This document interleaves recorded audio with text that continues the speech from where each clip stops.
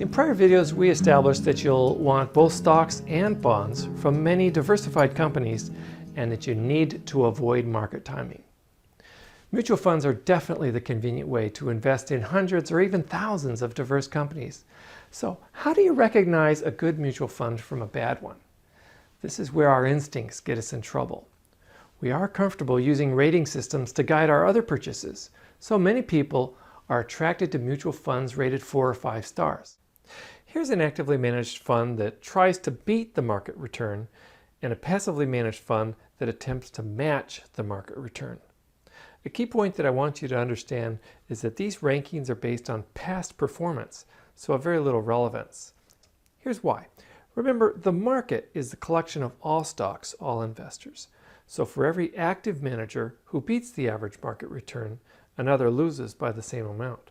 Unfortunately, the only way to profit from those winning funds is to know the winners in advance, which is impossible to know. There are a variety of reasons why winners don't enjoy persistent success. Sometimes success attracts an overwhelming amount of new money to a fund.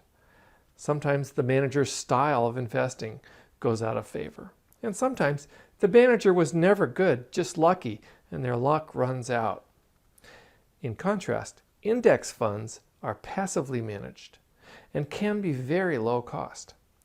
An index fund simply owns all the stocks that make up an asset category, or in this case, all asset categories. The goal is not to beat the market, but to match the overall market return as measured by a benchmark index. So for instance, the S&P 500 is a benchmark index for the 500 largest companies in the United States. A different, broader index benchmarks the entire stock market. Active funds require a talented staff, excellent, insightful research to try to predict which companies will outperform tomorrow, and frequent trading. All these expenses get paid first. Investors just get what is left.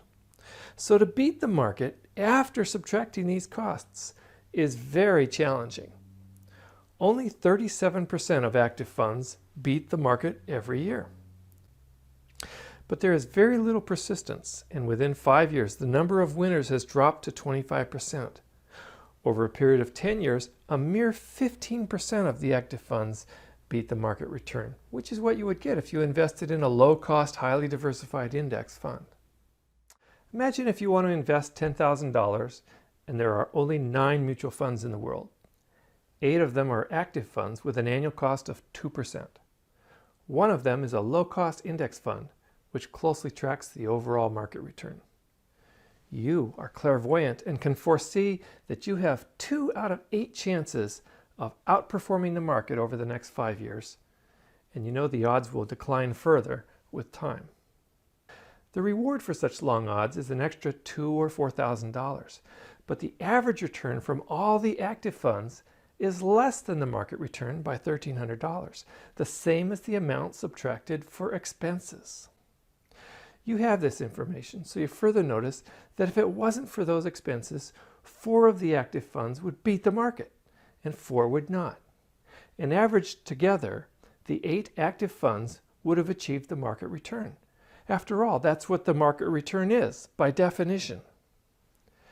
You can know the odds, you can know the arithmetic, but you can't know in advance which funds are going to outperform, so we'll cover them up. You are going to have to guess. Do you want to invest in the index fund and get the average market return? Or do you want to try to beat the market with one of the active funds? And if so, which one? Congratulations if you chose the index fund. It shows that you are a rational, risk-averse investor. Now, do you agree with me that this ranking might be a little misleading?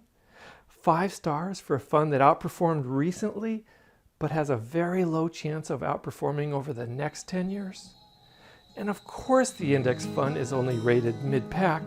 It can't outperform the market. It tracks the market.